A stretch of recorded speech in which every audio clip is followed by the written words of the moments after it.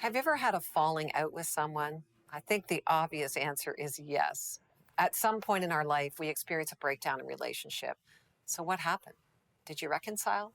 Did you come back into relationship with each other? I sure hope so. It's truly a gift when people reconcile. See, to reconcile, it simply means to be brought back together. But sadly, there's been a breaking down of relationship over the years with Indigenous people in Canada. Injustice and harm has caused a divide in our nation, and this is not the heart of God. God's heart is that people be reconciled, that people operate in right relationship with each other. This is why reconciliation and healing is so important in our nation with Indigenous people and people of every race.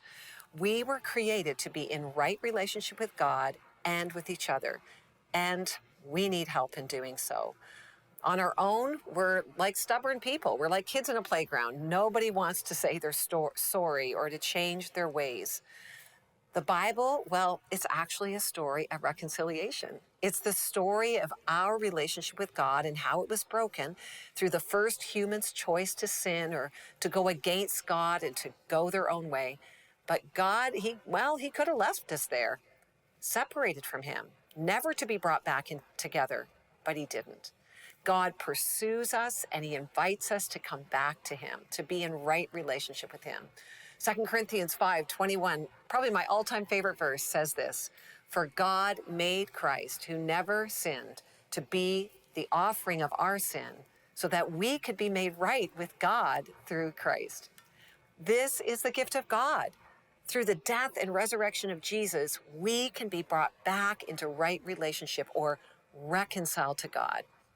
See, to be reconciled to God changes us and it enables us then to be reconciled with others, to be in right relationship with others.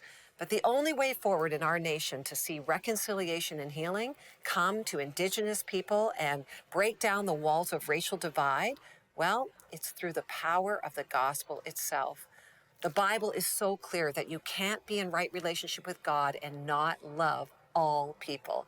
1 John 4:19 and 20 says it like this: "We love each other because he loved us first.